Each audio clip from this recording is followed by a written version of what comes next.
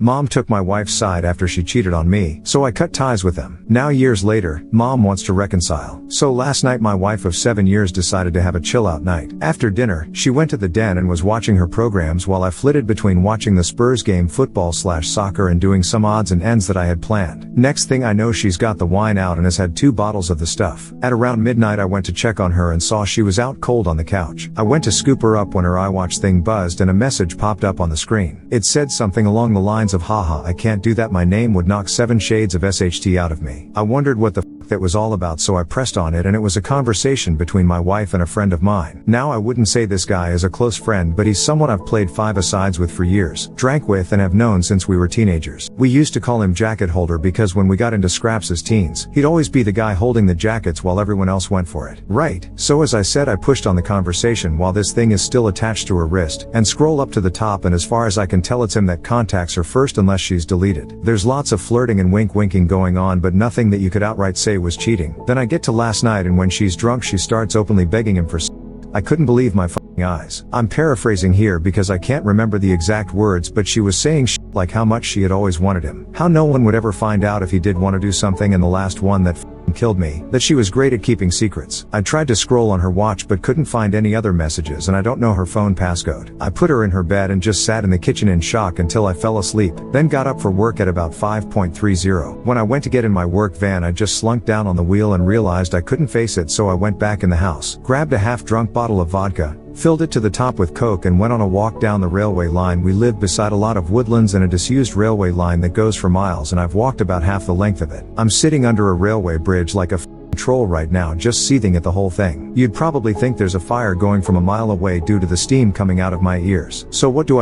I don't want to speak to her. I can't even bear to look at her after reading that shit. It was like a dagger through my heart. I just feel like every morsel of love I had for her has evaporated into thin air after reading her begging like that. Fucking yuck. I honestly want to ghost her, man. If I could, I would never speak to her again. The whole I'm great at keeping secrets was the thing that got me though. Like, who even are you? It reeks, but it's a case of how far down the rabbit hole do I want to go? I don't care if I'm being honest. I'm just done. I've never felt so betrayed and disgusted in all my life. The thing is, I've invested so much in her, not just as a partner, but as a person. I loved her so much and thought her personality, and by extension, my personality, reflected that of good people. To realize she's a backstabbing snake makes me feel like a snake. I feel like a worse person than I was yesterday. The only way I can describe it is for someone you looked up to, took advice and life lessons from, to suddenly find out they were a pedo or a rapist or just a downright creep. Your entire perception of yourself and who you are would be shattered because you've taken on board what they've said and invested time into a creep. God, I'm rambling nonsense, I apologize. I'm lucky in that our house is owned by my parents, who 6 years ago moved to a retirement village and we moved in. The house will be bequeathed to me when they die, but I don't and hopefully won't own it for a long time. They couldn't be bothered with the upkeep and all the problems etc. and wanted to see out their final days in peace, so when we do divorce my soon-to-be ex won't be getting her hands on it. So what do I do then? I'm honestly thinking of just not saying a word and throwing her right out. Also, while walking here it went through my mind to get my mate who's a locksmith to quietly change the locks today. I could feed her any old garbage about something from the doors being broken. She won't care what's going on anyway, as long as I'm about. Then after he's done, lock the front door and tell her to come and look at something out the back. When she comes out, run back in and lock the door behind me. That sounds childish as fuck, doesn't it? Act seriously though, I don't know what I'm gonna do. I'm staring at a bottle right now and my life feels like it has been ripped apart at the seams. As for that prick so-called friend of mine, there's no doubt he was up to something here. There's also no doubt I wouldn't have caught wind of this at all, so I'll be seeing him very soon. Never mind holding jackets, he will be holding his face. Update: thank you to everyone who reached out to me after my first post. Was appreciated. So yesterday after I had written the post and was in a complete mess, 2 dog walkers came over to check on me as I was concerning them. I told them everything. They listened and the first thing one of them said to me was, "Son, the worst thing you can do right now is drink. It'll cause carnage." I have to thank her for that because I was on the highway to hell at that point. I threw the vodka away, got in touch with a friend, and he said I could come to his for a while to calm down. He was at work but told me where the spare key was. We live in a small town of around 15,000 people and he wasn't too far away, so once I got there I sat on his couch just trying to calm down. Throughout the morning I was getting multiple texts and phone calls from my wife asking where I was and what the hell was up, as my work van was still sitting in the driveway and I was nowhere to be seen. I texted her back telling her that there was a problem with the engine, so I got a lift into work, which she seemed to buy as she just texted back saying okay. When my friend got back from his work at about 5 o'clock. I told him everything that had happened and asked him his opinion. I also told him not to tell anyone about jacket holder, as that might then get back to my wife, which I didn't want at this point. I would deal with him later. By that I mean I'll expose what a little rat he is. Knocking fuck out of him doesn't help me at all as of now. As an aside to the people saying he had done nothing wrong, he messaged my wife first. He was being extremely flirty. What the fuck is he even playing at messaging my wife for in the first place? He only knows her in passing, from afar. Look, I've got no problem with two adults conversing with each other, but they hardly knew each other and it was flirty from the start as far as I could tell. I think they've seen each other while out and about and it's gotten flirty then. So my friend convinced me to try and keep a low profile and see what I could dig up, but at the same time speak to a lawyer and get the ball rolling in terms of finding out my options, which I have done today. He took me home about 6 o'clock and I was honestly dead on my feet by that point. I think the adrenaline pumping the entire day then suddenly stopping knocks it right out of you, so I was extremely tired when I got home. The second I walked through the door I knew something was up, as my wife was on me right away asking me all sorts of questions about work. I asked her why does she even care? She said that I'd left my big flask and lunch bag in the front passenger side seat of my van and something's been up today. She could feel it. I was about to lie, but I was just too tired. I couldn't be bothered putting any sort of charade up, so I just said yeah, there is something up. That when I was putting her drunk arse to bed last night, a message came up on her iWatch, which I read, and all the other ones, and that she was a fucking disgusting cheat that I wanted nothing more to do with. Her demeanor went from an arms crossed person in power to a scared little girl within about a second. Great at keeping secrets, eh? Begging that little rat for sex, eh? Yep, read it all. She started sobbing and I walked away and upstairs into the shower. When I got out, she was sitting on the top stair crying still, and the excuses started right away. How she was drunk, vulnerable, had never done anything like that before, how he had messaged her first and it didn't mean anything. She was never gonna go through with it. Pretty much everything that everyone on here was saying she would say, like she had the playbook out. The only thing she didn't do was try and blame me. She probably knew I would have thrown her right out the door if she had tried that shit. I told her that I wanted a divorce and her out of the house within a month. Also told her that she was moving to the spare room. I've been pretty much ignoring her ever since, just scowling at her and shaking my head when she starts waffling nonsense. I don't want to hear it. She slept in the spare room last night and I haven't spoken to or texted with her at all today. If I'm lucky, maybe she'll be gone when I get back from work, but my luck's not that good, I suppose. On getting her out though, I was telling my parents what was happening and my mother was adamant I wasn't throwing her out onto the streets. She and my mother are close and always have been. We'd have been together 11 years in December. My mother was saying she made a mistake and that we should sort it out like adults, that we've been through too much together and that she didn't actually do anything. It was just words. She completely took her side over mine. Couldn't believe it. Could this fuck me here? Like, do I have no right to ask her to leave if my mother is against it? It's gonna be my house when my parents pass and I did nothing wrong, so I'm not leaving. It's probably gonna turn into a War of the Roses Part 2. I managed to get myself an appointment with a divorce lawyer for next week, so I'll be going to that to discuss my options. Until then, I'm just gonna ignore my soon-to-be ex-wife, I guess. I know she's probably not gonna admit anything else now. I'll never know if she was a really good liar or she was just talking shit to him to get him on side with her for an affair. Anyways, sorry about the delay in the update. Just got the chance to write it now as I'm finishing work. Well, back to the funhouse, I guess. Update 2. Hi, I thought I'd give an update since a lot of people have been personal messaging me asking for one. It's now been 20 days since I found out my wife was trying to cheat on me with my friend and the situation has become hellish. I gave her a month to get out and she's been sleeping in the spare room, but it's clear now she doesn't have any intention of going after she got in the ear of my mother. She doesn't have anywhere to go at any rate, but that's not my problem. I've seen my divorce lawyer multiple times, and am now in the process of drawing up a divorce petition and having my wife serve divorce papers. I've also opened my own bank account and taken 50% of the balance from our shared account. The atmosphere around the house has been weird, to say the least. The living room has turned into a no man's land where no one frequents, as we both spend the majority of our time in our rooms. I've also intentionally been working late a lot so I don't have to interact with her much. I had been completely ignoring her, but after reading about the 180, have started implementing that and been civil if a little cold towards her. I'm so glad I did this, as I was beginning to feel like a monster refusing to acknowledge her existence. It was not the right way to behave and I ended up feeling like the one who had wronged her, rather than the other way around. The only time I broke from the 180 was when I walked into the bathroom last week and she was sitting on the floor by the bath crying. I helped her up and instinctively hugged her, though it was more of a there type hug than one with much love attached to it. The sad thing is that I'm so suspicious of her now, that I wouldn't put it past her to be waiting on me coming in so she could put on a performance. The thing is that probably isn't even true, but this is the sort of shit that's going through my head in this environment. It's just toxic. She's been crowing about how she'll do anything and everything to save this marriage, anything to prove to me that it was just a silly mistake, so I brought up a lie detector test. I don't plan on ever getting one done, wouldn't even know where to start. I just wanted to gauge her reaction. She was all for it. Well, until a few hours later, when she came to me, tablet in hand, going on about how inaccurate they are, and that anxiety and nervousness can throw up false readings, and with her and her anxiety disorder and all. I just laughed, wasn't even a normal chuckle either. It started as a bit of a cackle and ended in a childish giggle. It appears she would do everything to save this marriage. Well, everything except take a lie detector test, that is.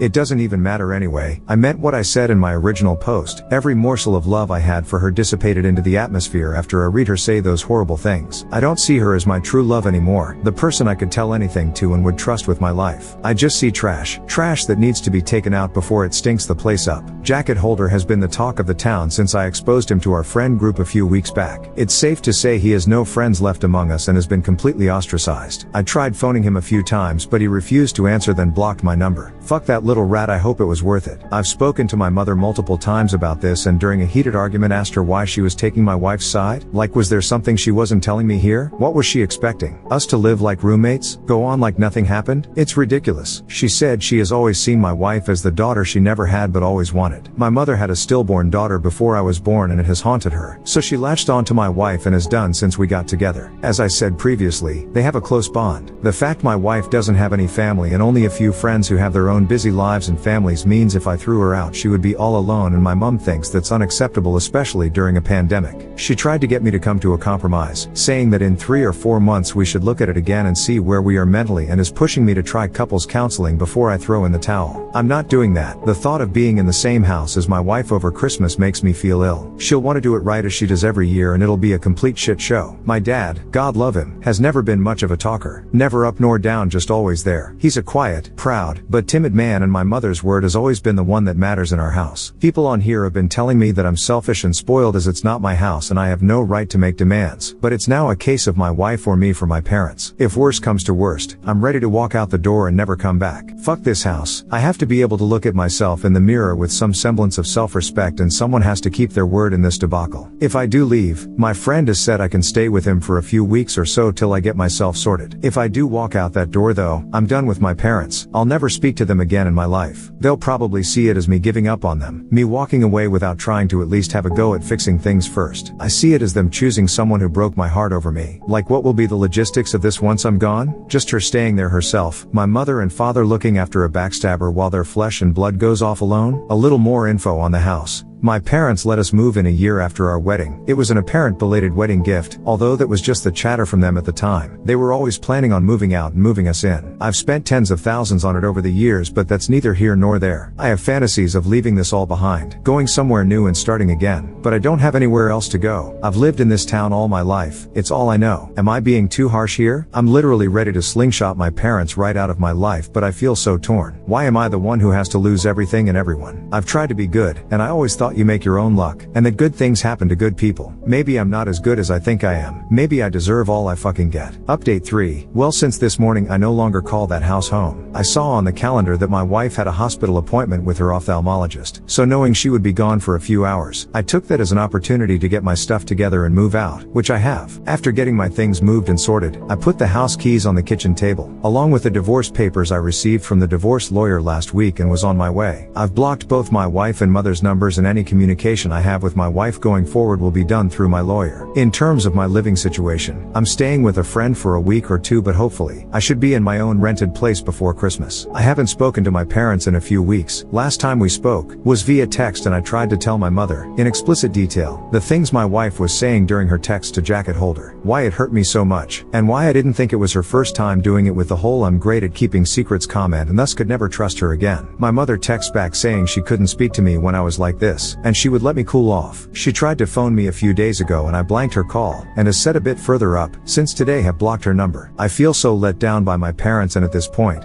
it almost feels worse than the original betrayal from my wife. The way I'm feeling right now, I don't think I'll ever speak to them again. I think in times of strife, you look to your family to be strong for you, to be a rock and give you, the wronged one, support. My parents have been weak. They've made me feel like the one in the wrong, like I'm overreacting, and it's me that's ripping this family apart. Well, it's not. I never asked them to move mountains for me, just move my cheating wife out of the house, and they made their choice. My father also had the chance to put his foot down for once in his life and stand up for me, but didn't. You make your choices and you live with them, I guess. Reading some of the comments on here from my previous posts, people have been saying things like, I threw in the towel so easily. I was looking for a way out and didn't love my wife because I didn't try hard enough to save things, but that's not true. I loved my wife more than anyone on this earth, and I was broken when I discovered what she was doing. I think we all have boundaries, and once those boundaries have been crossed, things change irrevocably. When I read those horrible texts, something changed inside of me. I fell out of love with her, like being snapped out of a spell in the movies. Anything tried after that is just delaying the inevitable. I have to say that I'm interested in the whole dynamic of their relationship now that I'm gone. Like, are my parents gonna continue supporting her knowing that it has finished their relationship with their son? As for me, I'd love to travel. My wife hated flying, so most of our holidays had been to southern England, the likes of Newquay and Torquay and Cornwall and Devon, so it would be great to travel abroad again. The last time I was abroad was when I was 20 for a mate's holiday in Greece, so 13 years ago. I'd love to see a bit of America, so once this pandemic calms down, I've definitely got my sights on the States. Update 4. It's been over 7 months since I first posted on Reddit, and I honestly thought that was it for me, as I didn't need any more advice. I had made my decisions and done what I said I would. But I got a phone call this morning that has dragged me back into the mire. I have moved 15 miles away, changed my phone number, and am still in the process of divorcing my wife. She has completely ignored all the requests from my divorce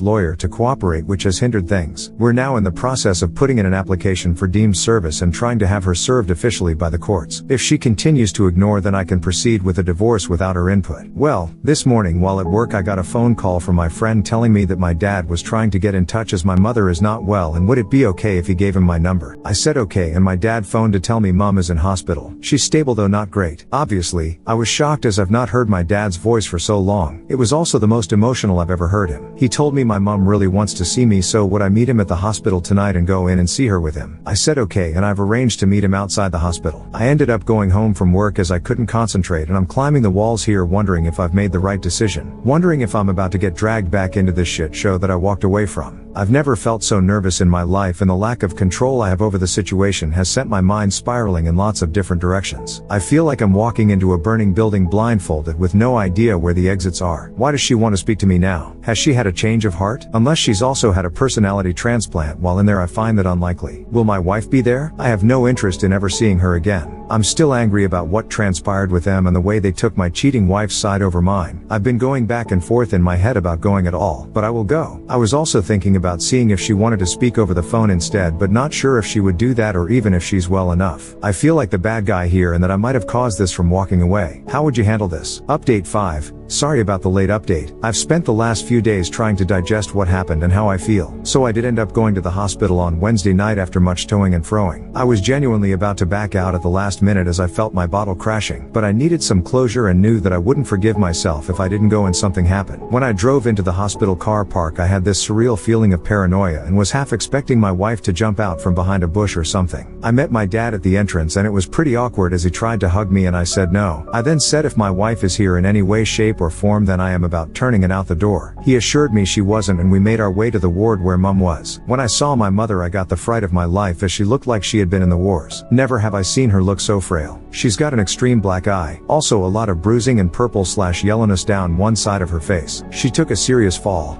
broke 2 ribs, shattered her elbow and banged one side of her head/face on the ground. So elbow, ribs then head in that order as she went down. She looked zombified but perked up when she saw me. She told me how much she's missed me and that she wasn't sure she'd ever see me again. I told her if she had really wanted to get a hold of me she could have done. We spoke for a bit about what exactly had happened and how she was down for a few hours before my dad found her. Also that she was determined to get back to normal and mend bridges with me. I brought up my wife and that I had been pushing for a divorce, but she was either ignoring the letters or wasn't getting them, so I asked if she's still in the house. Mom admitted she was and dad started to look uncomfortable. I just looked away in disgust. Mom started saying how lost my wife is without me and that she's not in a good way. I knew then that nothing will change. She's not had an epiphany or seeing things from a new perspective. She just wants the status quo back. She said that the house is my home and always will be, but I told her I don't want it. It means nothing to me anymore and all it holds are bad memories. I stayed for under an hour all in all. When I left I said if I want to get in contact I will, but don't be waiting over the phone for me to call, as you might be waiting a while. When dad walked me out he asked if I would keep in touch with him and I said I would. Whether that's right or wrong I don't know. Time will tell. When I got home my emotions were a bit all over the place, from sadness to anger, but I'm glad I went. Couldn't help think about my wife as well, and what she once meant to me. It'll never not hurt. When I think about everything that's happened in the last 7 months, it It honestly doesn't feel real. The speed at which everything fell apart was just spellbinding. I know life comes at you fast, especially when you're not paying attention, and I wasn't paying attention. It was just sheer luck I found out about her trying to cheat on me, cosmic coincidence, nothing more. I never saw the signs or put everything together, I just saw something on her watch and it tore my fucking life apart. I know now that it wasn't the only time, I know it in my heart. I see what she is and feel no love for her, only contempt. I feel she stole the best years of my life. When I think about all the good times, they're just soured. It feels like someone else's life, not mine. My friend was saying I should see a therapist or something to try and let everything out, or else this will fundamentally change who I am and the way I build relationships going forward. That's something I'm going to do, I think, as I do feel a bit broken inside. The last 7 months have been the worst of my life, but I'd rather they happen than been kept in the dark. I'm just hurt that it happened the way it did, but you can't choose the way someone fucks you over, I suppose. You just have to learn from it. I remember reading about loyalty being the most undervalued character trait, and I see that now. It's probably because you don't really know if someone is truly loyal to you until, well, they're not. It's not something you deal with every day, but now more than ever, I know how important a trait it is. Hi, so I thought I'd post an update to my previous post, as quite a few things have happened. Update 6. Hi, so I thought I'd post an update to my previous post, as quite a few things have happened. Firstly, I'm now in the home stretch in terms of divorce from my wife. She has signed the divorce papers and sent them to my divorce lawyer, so all that's left now are the formalities. She sent me a message via my dad, where she said she's sorry for not letting me move on, that she thought she could save things but now she knows she can't, and she has to move on for her own well-being. I thank her for seeing sense. She doesn't want anything in the divorce and said she's going to move out of the house when she can get on her feet, which I'm okay with. In terms of my mother, I haven't spoken to her yet, but my dad said she's doing a lot better after getting out of the hospital and getting some normality back. I don't know how things will pan out with them, but I've said that if the house is going to be mine, then I want them to put it into my name now, to give me some security, then we can start trying to build bridges. We'll see how that goes. My biggest battles ahead are in my head, and trying to get over everything that has happened. The brain is a wonderful yet frightening thing. To give you an example, I can still taste the truffles I scoffed then threw up at my grand's house when I was like 5. I've never eaten truffles again, but I can still taste those fucking things 30 years later when I think about it. What I'm getting at is I don't want to harbor thoughts, feelings and opinions about everything that's happened 30 years down the road. I don't want to be one of those older people who's had everything good knocked out of them by the pain of life. You often hear about those people, how they used to be good, kind or funny, but somewhere along the line, they've had experiences that have forever changed them, turned them into a person they never wanted to be, and all that's left is pain. I don't want to be that person. I have to let this pain go before it consumes me. I have started therapy and spoken to a psychiatrist both over the phone and in person, and it has helped me a lot to speak candidly about everything, if only for a little while. My psychiatrist also said something to me that really struck a chord. When I was moaning about how my best years were behind me, she said, "Your best years are the years you've got left." What I think she meant is the past is gone. It doesn't exist, except in your mind, but the here and now does, and you can choose to make the most of it, or live in a past that isn't real to anyone but you. It's definitely a phrase I'm going to try and remember when I feel down. I said in one of the previous posts that I wanted to travel, and that is finally happening. My friend has committed to coming with me, and we're booking a flight to New York at the beginning of October for a week. Really looking forward to it. Always wanted to see New York when the leaves change. Reminds me of that movie You've Got Mail. I want this to be just the beginning of my adventures in terms of traveling. I want my latter 30s to be littered with memories from escapades I've had abroad. Well, that's the plan anyway. All I know is that for the first time in what seems like a long time, I'm waking up with hope in my heart and walking with a spring in my step. If that's not progress, then I don't know what is. Final update.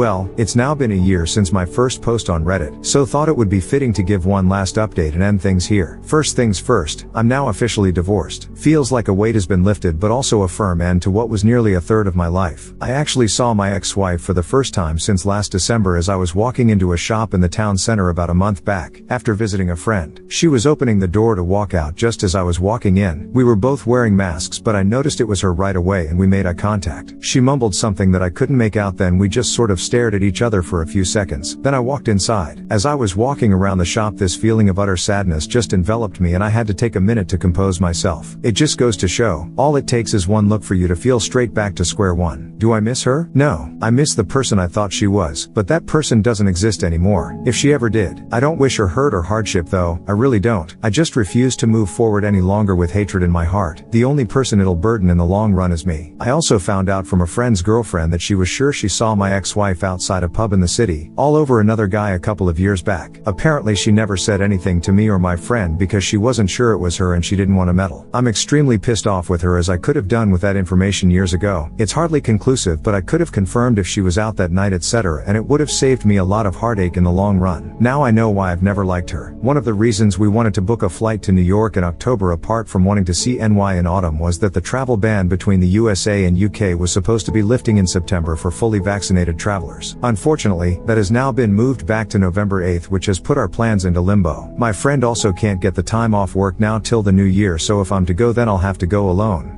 which is a bit shit since we were both invested in going together. I'm pretty set on going in the new year with him, though I'll have to think things through more thoroughly. One thing this pandemic has consistently been able to do is throw up curveballs, so I really can't complain or say I'm surprised. I'll get there though, by hook or by crook. This is just the start of my journey in that regard, remember? I'm struggling when it comes to my parents, and that all I feel towards them is complete apathy. I'm just having a difficult time feeling anything, and no matter how hard I try, I don't think that'll change. My dad has tried to build back the relationship again, but I just don't care anymore. That might sound harsh, but it's the truth. I said in my last post that I wanted them to put the house in my name, though I haven't followed up on that. I think I was just angry at the time and wanted to assert some dominance at the outset of our conversations, but I really couldn't give a fuck about that house. I think I would rather live in the house from Nightmare on Elm Street than there. It wouldn't change anything anyway. It can't turn back time unless it's turned into a time-traveling house since I've gone, or circumvent what they did. It's just the sad consequence of the choices they made. To anyone out there thinking of forgiving a cheater, please don't. I implore you. You're flogging a dead horse. Don't be that person, desperately scrambling to put out fires started by your cheater partner while they gleefully reignite them. I feel stronger than ever after everything that's happened and reading a lot of infidelity support forums in the last year, that you're letting yourself in for a world of hurt if you don't cut your losses. Kind of a relevant story, but at the start of the year, I had a really scary experience when I cut the back of my trouser leg on a metal bin while brushing against it at work. I never realized it had caused a cut until I went home, and when I went to bed at night, I felt kinda weird. I woke up about 2 a.m. and my leg was pulsating. I felt deathly ill, was seeing double, dizzy, and was alternating between a severe fever and chills. I understood right away it could be sepsis, so I phoned an ambulance, which they said was going to be 2 hours plus, as it was a Friday night and at height of COVID, and my thoughts were doing light speed laps around my head while I was hyperventilating like crazy. Do you know the only thing that calmed me down when I was freaking the fuck out? I accepted that I was possibly going to die, and then for some reason, I just didn't feel afraid anymore. I don't know if it was the whole accepting fate state of mind, but when I accepted that it might be over, it took all the permutations out of the equation and everything became very simple and calm. I've been thinking about it a lot lately, and when I think about cheating/betrayal, I feel very similar. You have to accept that what you had is over. It's long gone if someone is willing to plunder such depths and stab you in the back so mercilessly for their own gratification. Fighting that unwinnable battle is noble and all, but when you're pissing into the wind with lottery odds of success, is it worth it? Is it worth the pain? I don't think so. I understand everyone has their own situations with kids, etc., but some fights are just straight up folly. Accept that it's over and things will quickly become clearer. That's just my view. It's funny, I haven't written about my thoughts and feelings since I was in high school. I work up roofs for a living. This experience though has coaxed that side out of me, a side that I had pretty much forgotten existed. If something good has come from this fiasco, it's that I'm not going to bottle things up any longer. It's been cathartic for me to get things out there and see the bigger picture of my situation. Writing things down has helped me more than I ever imagined, so it's something I'm going to continue to do, even if it's just writing to myself on a journal or notepad. I think there are instances in your life, when all said and done, that you can put a pin in and say, things were on a knife edge that day and could have gone either way. I shudder to think what would have happened had I not reached out for help on here, or seen those dog walkers. I'd likely have been blackout drunk, at death's door in a ditch somewhere, or in jail for firing Darren aka jacket holder straight through his fucking window frame after going through his house like a tornado. Honestly though, it frightens me to think where I'd have ended up if things had gone south. I was not in a good way, and being drunk, embarrassed, and incandescent with rage is a combination that can cause chaos whatever way you cut it. In the end, I'm just happy I made it out the other side without hurting myself or someone else. Most of my posts have been about the ins and outs of what was happening. However, I think the last few have been more about how I feel towards what has happened. Betrayal just renders such passionate and invasive thoughts. There's no action on this earth quite like it. Being stabbed in the back by people that you love? In so many ways it's unique, and the emotions you feel after it are, by the same token, equally unique. So cheers for hearing me out. I said in my first post after finding out that I felt like a worse person than I was yesterday. Well, after everything that has happened, I feel like a stronger one too.